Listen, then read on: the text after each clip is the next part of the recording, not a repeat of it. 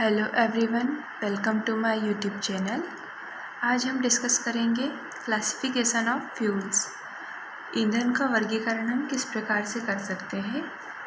तो भौतिक अवस्था के आधार पर इसे 3 वर्गों में बांटा जा सकता है।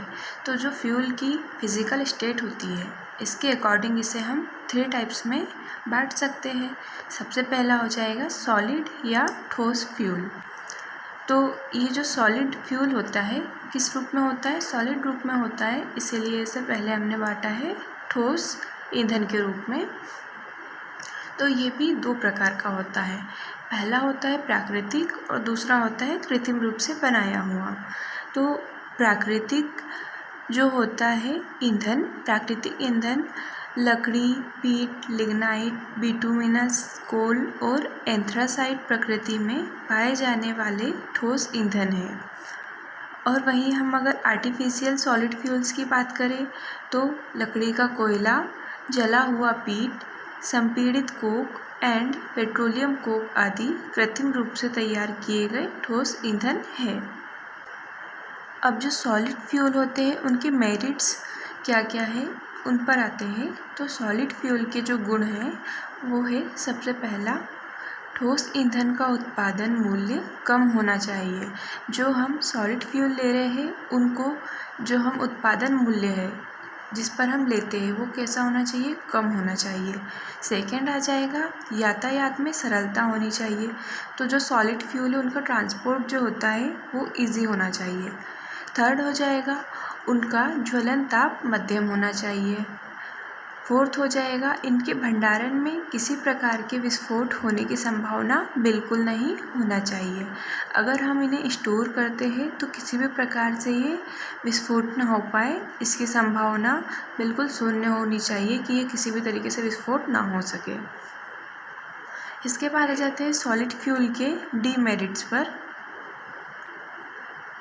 सॉलिड फ्यूल, इनसे उत्पन्न राख के अवशेषों की मात्रा अधिक होती है। जो सॉलिड फ्यूल्स होते हैं इन्हें जब हम दहन करते तो इनके बाद जो अवशेष बचते हैं उसमें राख के अवयवों की मात्रा बहुत ज़्यादा होती है। सेकंड है इनके राख रखाव की लागत अधिक होती है। सॉलिड फ्यूल्स जो है वो इन्हें स्टोर करने में बहुत ज़्यादा लागत लगती है।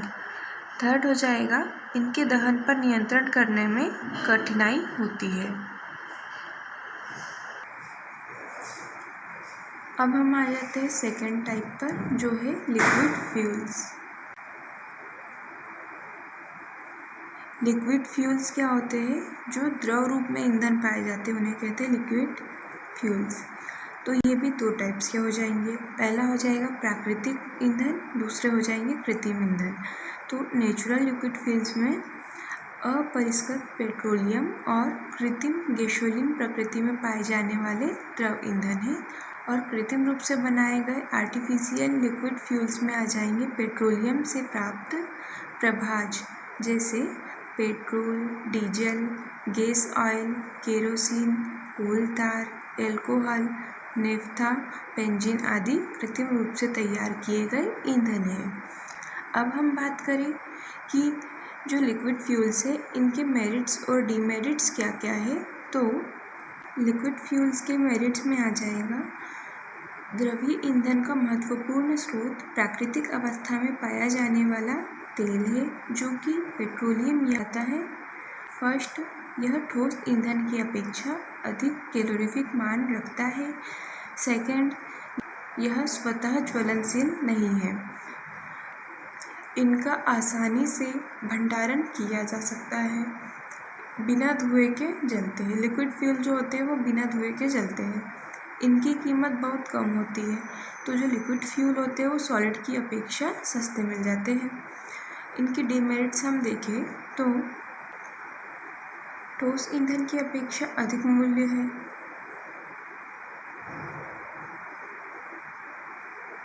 विश्व के प्रत्येक भाग में नहीं पाया जाता है। इनसे कभी कभी अप्रिय तथा जहरीली गैसें उत्पन्न होती है। इनका भंडारण आग से दूर सुरक्षित स्थान पर करना चाहिए। थर्ड हमारा आ जाता है गैसीय ईंधन। तो जो गैसियस फ्यूल्स होते हैं ये हो जाएंगे पहला प्राकृतिक गैसीय ईंधन, इसके अंतर्गत आएगी प्राकृतिक गैसें जैसे मार्स गैस। सेकंड हो जाएगा कृत्रिम रूप से या तैयार गैसीय ईंधन, इसमें आ जाएंगे producer gas, water gas, oil gas, acetylene, hydrogen आदि कृत्रिम रूप से तैयार किए जाने वाले गैसीय ईंधन हैं। अब हम आ जाते हैं इसके मेरिट्स और डीमेरिट्स पर। तो जो गैसियस फ्यूल्स है इनका जो मेरिट्स की अगर हम बात करें तो पहला हो जाएगा प्रदूषण कम होता है। सेकंड हो जाएगा पर्यावरण की दृष्टि से अच्छा ईंधन है। थर्ड हो जाएगा लाइट वेट, इसका वेट बहुत कम होता है।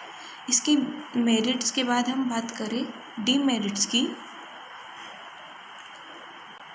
फर्स्ट हो जाएगा इनके लिए लार्ज स्टोरेज कैपेसिटी की रिक्वायर होती है। सेकंड हो जाएगा अति ज्वलनशील होते हैं।